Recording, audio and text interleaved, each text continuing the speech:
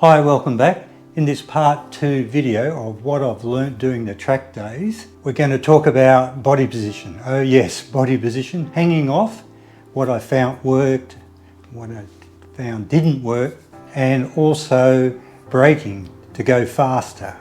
Over braking, slowing you down in the corner entry. This is the things that I found I had to work on to get faster. So let's get into it.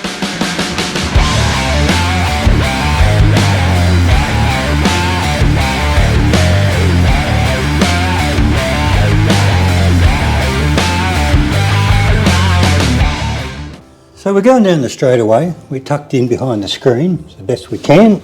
Chin against the tank, it would be good, but at least I can do the chest on the tank and full throttle. And you see it coming up towards the corner. Now arms tucked in, legs tucked in, feet tucked in, not like a duck. So you're tucked in like that.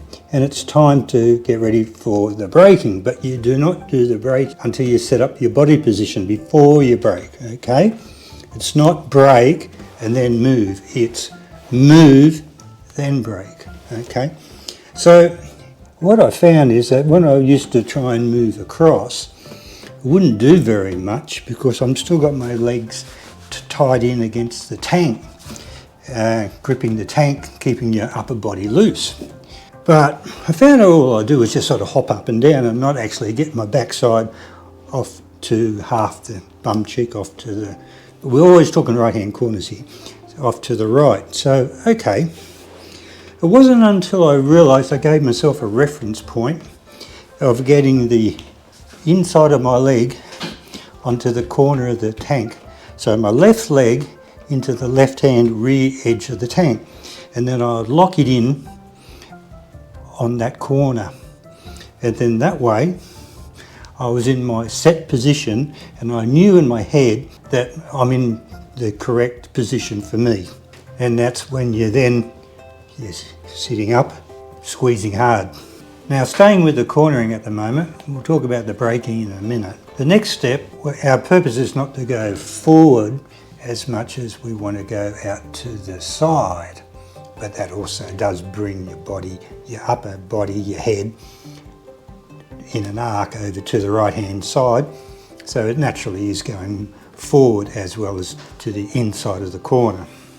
Just bend your right elbow and bring that shoulder over, bring the shoulder down, and you're in a good upper body position as well. And people criticise the kiss the mirror term, but it's just a reference. It's just to make sure that you're not riding with your head directly in line with the bike.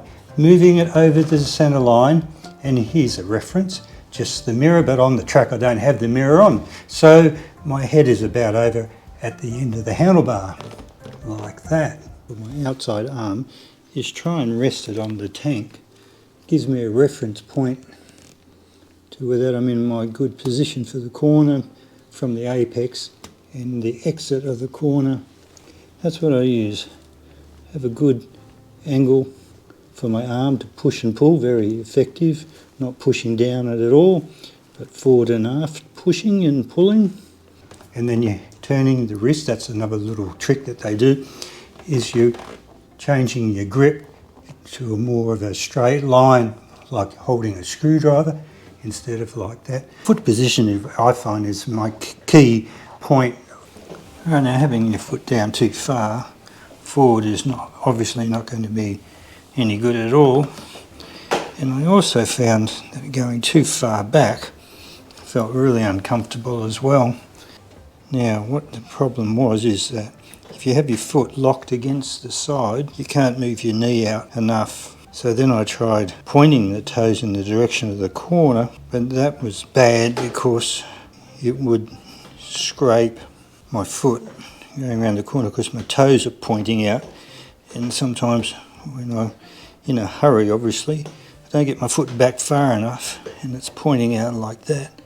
And you see that in the photos of riders. But the actual best way I've found is that I get on the balls of my feet, so that's where I normally ride anyway, and I just rock my foot out, and that lets my knee and my leg come out.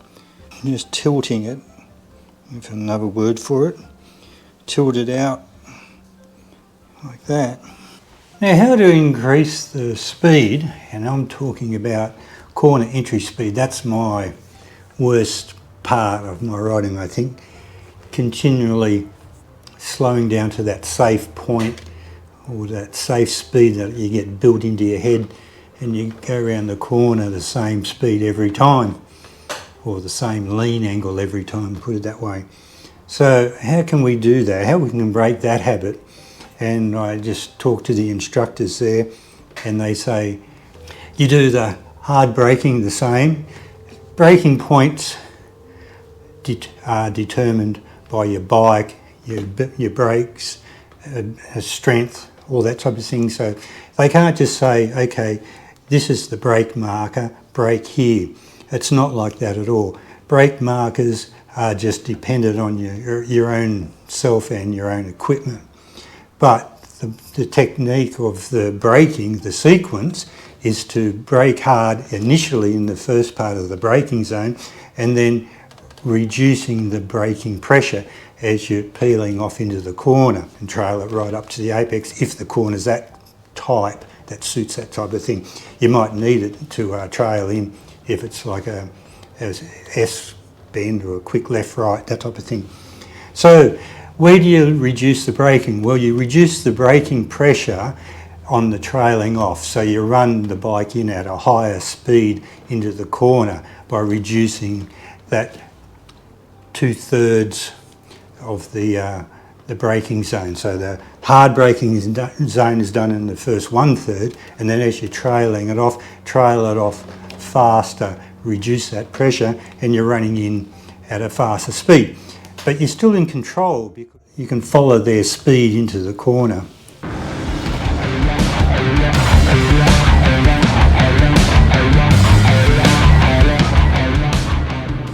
Well, I hope you found that interesting in relationship to your riding. Your comments are welcome. Catch you guys in the next one. Thanks for watching. See you guys. Thanks.